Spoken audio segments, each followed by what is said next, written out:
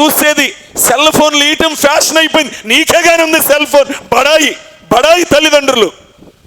ఎందుకు 15-16 ఏళ్ళు లేవు వాళ్ళకి నువ్వు సెల్ ఫోన్ ఇస్తున్నావంటే నువ్వు సరైన వ్యక్తివి కానే కాదు, నువ్వు భయంకరమైన నరహంతకుడివి, నరహంతకురాలివి. బిడ్డలకి చిన్న వయసులో సెల్ ఫోన్లు ఇచ్చే తల్లిదండ్రులారా, మీరు వాళ్ళని గమనించలేరు, మీరు వాళ్ళ మీద శ్రద్ధ పెట్టలేరు, మీరు వాళ్ళ మీద దృష్టి పెట్టలేరు.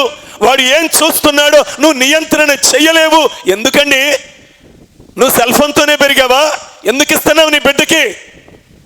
నీ దగ్గర భక్తి లేక నువ్వు పడిపోయి, నువ్వు పతనమైపోయి, నువ్వు భక్తిలో జారిపోయి బిడ్డల్ని పాడు చేసే తల్లిదండ్రులు అయిపోయారు. ఎందుకు ఇస్తావు సెల్ ఫోన్? ఒక చదువులో ఒక మెట్టుకు వచ్చాక, వారికి ఖచ్చితంగా ఇది అవసరమో అనుకున్నాక, ఇంటికి దూరంగా ఉంటున్నారని అనుకున్నప్పుడు కమ్యూనికేషన్ కోసం ఇవ్వాలి. చూడండి, అరణ్యాలలో బ్రతుకుతున్నారు. తల్లిదండ్రులే మెడ ఇనుమ నరంగా చేసుకున్నారు, నుదురు ఇత్తడిగా చేసుకున్నారు. వాక్యం ఎంతన్నా చెప్పని, ఎంతన్నా దిద్దని దైవజనులు. తల్లిదండ్రులు మారటంలా, ముందు వీళ్ళకి బుద్ధి రావటంలా వీళ్ళు మూర్ఖులైపోయారు. ఇది బాధతో చెప్తున్న మాటలు.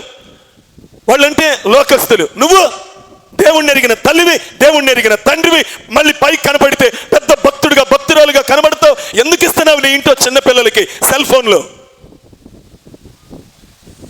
అరణ్యంలో నివాసం చేస్తూ ఉన్నాం, పాడు చేసుకుంటున్నాం కుటుంబాలలో బిడ్డలని.